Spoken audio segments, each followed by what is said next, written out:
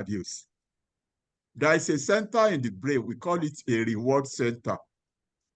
And that is where some neurotransmitter work to make us enjoy when we drink water, we feel satisfied. When we eat, it makes us feel good with good meal. When we have sex, this center also makes us feel good about it. And that is why we repeat all those behaviors. See, the drug of abuse also tap into this reward center, that feeling good from those drugs will make them to continue to use it. That is why you see that they continue to take it from time to time. Now, having learned about all this, the question is, what is the way out of this drug problem? We have different approaches to achieve, to really help us prevent this drug. There is what we call supply reduction.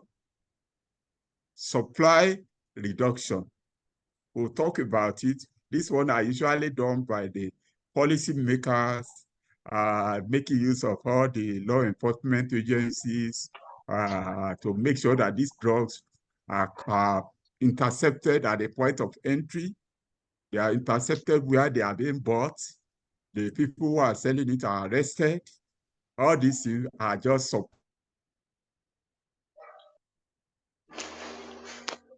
supply suction, so that those who are into it will not continue to demand for it, or those who are not gotten into it will not go into it. This one includes what we are doing this afternoon, to equip the community with necessary knowledge, necessary information that will not make people go into drug. There is what we call harm reduction for those who are already into it. For example, those who enjoy themselves, this drug can be converted to tablet for them. That is during treatment. And so those who have the problem can actually come into treatment. But the approach to find these drugs include supply suppression, demand reduction, and outright treatment. And a lot of people are involved in this. This includes the specialists are involved, the policymakers are involved, the community are involved, government and non-government organizations are involved, families are involved, and individuals are also involved in tackling this problem. Now, what are the roles of family to tackle this problem? I will just highlight about 8 of them. Number 1, parents need to be parents again, being available for their children. Number 2, also in the family, the parent must be observant of early behavioral changes of their children in order to quickly interrogate it and quickly ask for help. Number 3, we must be emotionally present in the life of our children. No matter the distance, you must make sure you are closer to your children and you appeal to their emotional intelligence. Number 4, we must create a family altar, both to pray and have family discussions on important issues in the family. And then, as parents, we must also be primary role models for our children. If we smoke and drop the stump on the tree, the children are likely to pick it. But when they know daddy and mommy doesn't go near it, it will be difficult for them to do such. And then we should also discourage errant behavior in the children. When you notice any behavior that is out of normalcy, you must make sure you do something on it. Okay? And finally, in the family, let us inform them in matters concerning them before taking decisions. We must involve the children in any matters concerning them before taking decisions on their behalf, any decision on their course of study, the school to go to. All this needs to be addressed if we are to really help them. Now, for the treatment.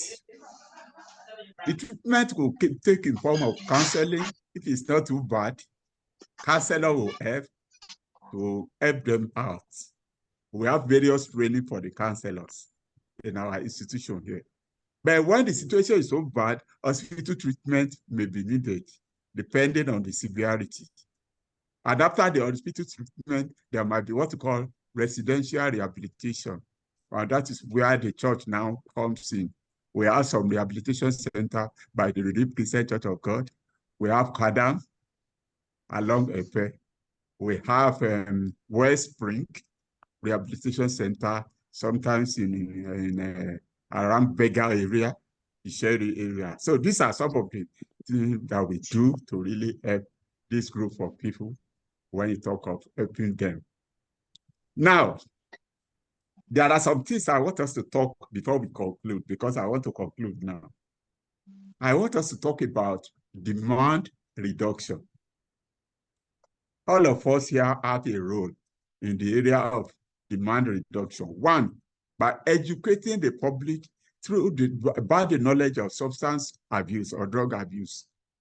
When we equip them with the with the knowledge of what this drug is, what are the causes, how do people get into it, they are likely to stay away from it by not demanding for it.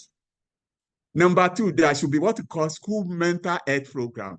All our nursery school, primary school, secondary school should embrace what we call school mental health program, where we'll be teaching all these children the danger of drug abuse.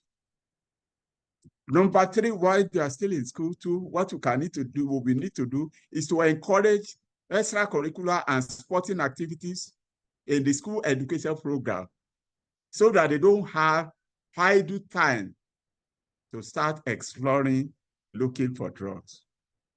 And then also in the area of demand reduction, more parental monitoring of the children will go a long way to really help us. In the area of supply reduction or supply suppression, law enforcement agency has a lot to do to monitor our land, our air, and seaports. Also, the law enforcement agency to make strict restrictions and monitor drug importation and supply chains in Nigeria. And finally, also, the pharmaceutical companies who are manufacturing some of these dangerous cough syrup and hard drug should be monitored on what they produce. So in conclusion, without taking much of our time, I know that we have been able to pass this basic message across.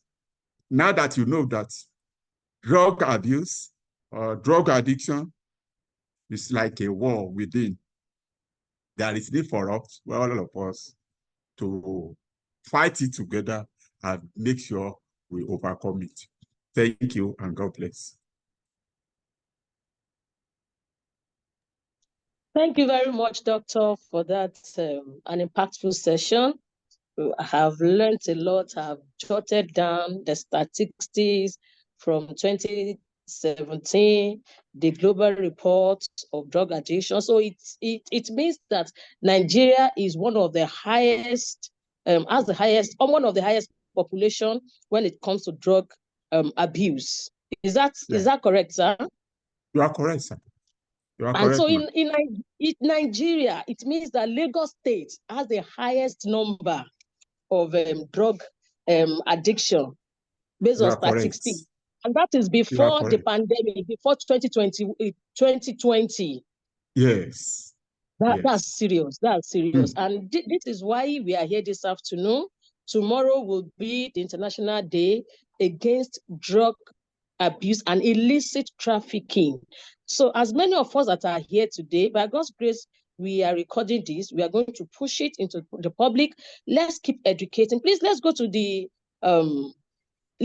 chat room and give a virtual appreciation or a virtual clap to our doctor. It's a great privilege having him among us. He's very, very busy. And out of that, because of the passion he has for this, he has to create time to do this for us this afternoon. So please, if you have questions, please go to the chat box and drop your question there now. Thank you. Let's go there and drop the question before we move to the next session. A school evaluator is here. She will tell us the experience she sees on the field with the secondary school. She's an education evaluator. She goes to school, visiting schools, so that we'll have life experience. We will not think that doctor is just saying this just to scare us, so that we'll know. By the grace of God, I'm a professional counselor, and being a parenting coach as well. I've been in the education sector for over 20 years. In my counseling experience, sir, I want to throw this question. People have referred drug addict to me, and I discovered